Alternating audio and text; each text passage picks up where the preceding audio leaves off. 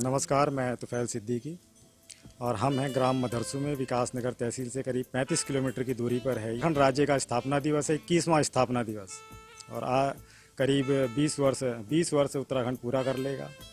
हम यही जानने समझने के लिए निकले हैं उत्तराखंड के गाँवों की तरफ कि कितना विकास हुआ है, क्या विकास हुआ है। यहाँ के बुजुर्गों से हम बातचीत कर रहे हैं, लोगों से बातचीत करके समझना चाहते हैं क्या अभी भी समस्याएं रह गई हैं जिनके ऊपर काम करने की ज़रूरत है, कितना विकास पहुंचा है। अब जिन सड़कों से आए हैं उन सड़कों पर हमने देखा है कि सड़कों की मरम्मत की ज़रूरत है। हमारे साथ कुछ बुजुर्ग यहाँ पर मौजूद हैं, उनसे बातचीत करते हैं। सर, आपका शुभ नाम?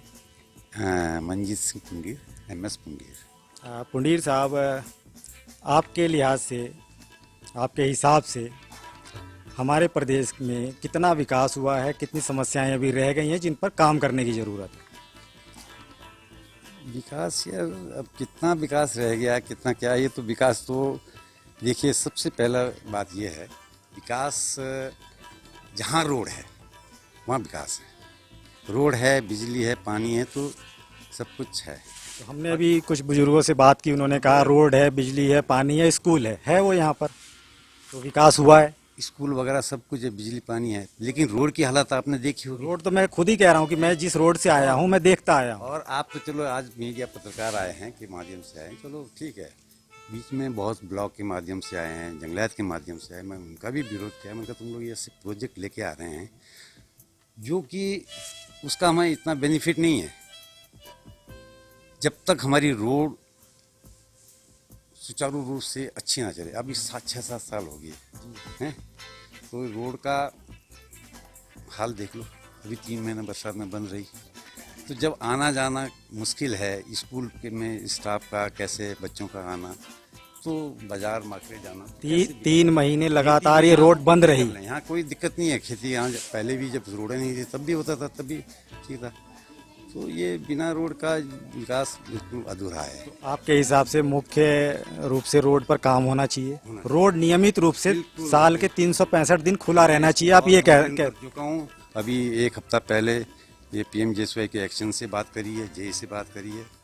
मैंने कहा भाई किस लिए ये, इसमें लिपापोती के लिए तुम लोग क्या ये टेंडर डालते हैं या नहीं डालते हैं? 6-7 साल से इसमें कोई काम नहीं हुआ है। लेकिन सबका है कि नहीं साहब काम होता है, JCB वहीं खड़ी रहती है।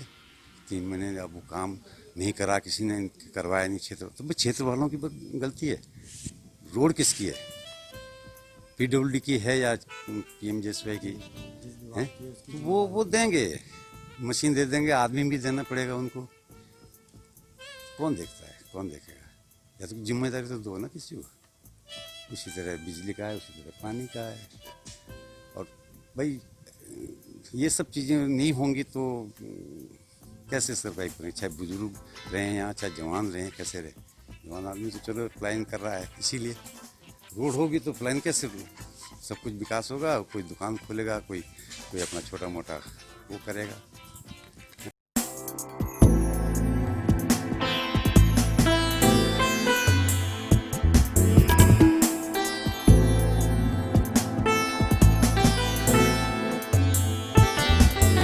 तो पुंडीर साहब के हिसाब से मार्ग मुख्य है इसका। जो मेरी समझ में आया है वो पुंडीर साहब ये कहना चाहते हैं कि साल के 365 दिन मार्ग चलता रहना चाहिए, समय समय पर इसकी मरम्मत होनी चाहिए। हमने आते हुए स्वयं देखा कि कई जगह रास्ता बहुत बुरी हालत में था, कई जगह काफ़ी खस्ता हालत थी, कई जगह कम मरम्मत की ज़रूरत, लेकिन मरम्मत की ज़रूरत है। पुंडीर साहब यही चाहते हैं कि जब 365 दिन रास्ता खुला रहेगा तो लोगों का आवागमन होगा, सुविधाओं का आना जाना होगा और उससे पलायन पर भी एक तरह से रोक लगेगी। एक और जनाब हमारे साथ हैं। सर, आप बताइए क्या नाम हुआ? जयपाल सिंह तोमर। तोमर साहब, आप बताइए आपके हिसाब से क्या समस्या रहेगी अभी? समस्या क्या रहेगी, आज का जो युग चल रहा जी, और जो इंग्लिश मीडियम जो खुल रहे, यहाँ इंग्लिश मीडियम है नहीं, सभी नई जनरेशन तो है, इसीलिए पलायन कर रहे हैं। यहाँ स्कूल है उसके बावजूद लोग नीचे जा रहे हैं इंग्लिश मीडियम स्कूलों में। इंग्लिश मीडियम के ओर जा रहे हैं, पलायन, गांव खाली हो गए, सुविधाएं बहुत हो गई, रोड भी हो गई, पानी भी हो गई, लाइट भी हो गई, लेकिन जो इंग्लिश मीडियम जो स्कूल है इसके कारण से जो है लोग सब पलायन कर चुके हैं। यदि एक इंग्लिश मीडियम हो जाए तो शायद लाइन रुक जाए। आप बताइए, आपके बारे में हमने अभी बाबा जी से पूछा तो बता रहे थे कि आप जो है पोस्ट मास्टर साहब की पद से आप सेवानिवृत्त हैं। थोड़ा सा आप बताइए सर, शुभ नाम क्या हुआ? मेरा नाम मलखान सिंह तोमर है। मलखान जी, आपके हिसाब से कितना विकास हुआ, कितनी समस्या रह गई है? भाई समस्याएं भी बहुत है, विकास भी बहुत हुआ है, लेकिन यहाँ का जो मुख्य जो बात है ये पलायन है। यदि पलायन रुक जाए, यहाँ की ज़मीनें भी बड़ी अच्छी है, सब कुछ उपजाऊ है, लेकिन यहाँ पलायन हो रहा है। नई जनरेशन यहाँ रहना नहीं चाहती।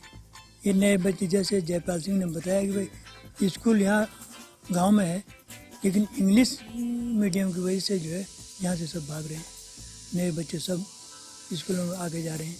क्या ऐसा किया जाना चाहिए जिससे पलायन रुक जाए? आपका क्या सुझाव होगा? मेरा सुझाव सबसे पहला तो ये है कि यहाँ एक इंग्लिश मीडियम होना चाहिए। यदि यहाँ अंग्रेजी स्कूल खुल जाए ना छोटा, तो तब शायद यहाँ पलायन रुक सकता है। इंग्लिश मीडियम स्कूल ज़्यादातर तो निजी होते हैं, निजी क्षेत्र के लोग उसमें इन्वेस्ट करते हैं, वही लोग खोलते हैं।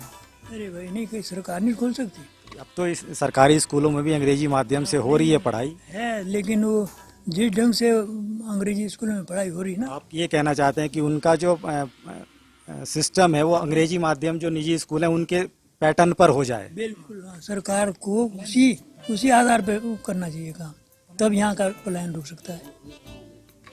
जी जी, पुंडीर साहब के पास आप। जी पुंडीर। मेरा पहले भी बहुत लोगों को मैंने सुझाव दिया है कि पलायन और पर्यावरण दो चीज़ों पर टिका हुआ है मेरी नज़रों से। मैं एक गवर्नमेंट को ये कहता हूँ, सेंट्रल गवर्नमेंट या स्टेट गवर्नमेंट, कि जितने भी सीनियर सिटीजन हैं, जो सर्विस क्लास में हो या बिजनेस क्लास में हो, ठेकेदारी में हो, और आफ्टर 60 ईयर्स गवर्नमेंट को ये देखना चाहिए कि अगर वो बंदा अपने पैतृक स्थान पे वहाँ सरवाइव करे, वहाँ और नहीं 10-20% ही हो। एक गांव में जब मान लो मेरे गांव में 100 आदमी हैं, नौकरी पे है, फौज में है, कहीं पर ही, अगर 100 में से 20 आदमी अपने गांव में आफ्टर रिटायरमेंट रहने लग जाएं, जिनका कि फिर शहर में कोई ना तो पढ़ाई का है ना ड्यूटी का जो है, तो शायद ये गांव खुद ब खुद डेवलप होंगे और पलायन रुकेगा और पर्यावरण भी, है ना।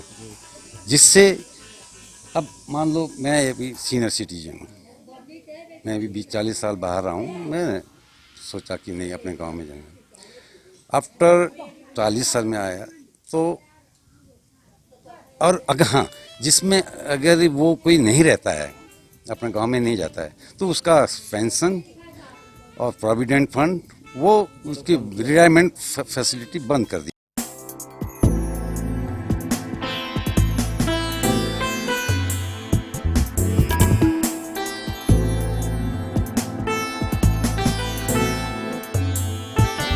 जाए उसकी कानून होना। ये एक अच्छा सुझाव है अपने गांव को विकसित करने के लिए, अपने गांव को पुनर्जीवित करने के लिए। और दूसरा ये है कि इसमें क्या है, अब मैं आपको एक टेक्निकली बात बताता हूँ कि मैं रिटायर हो गया, मेरे को 20-30-40 लाख रुपया मिला है, पेंशन नहीं मिली, और मैंने क्या है अपने सुख सुविधाओं से, अरे छोड़े कौन अपने गांव में।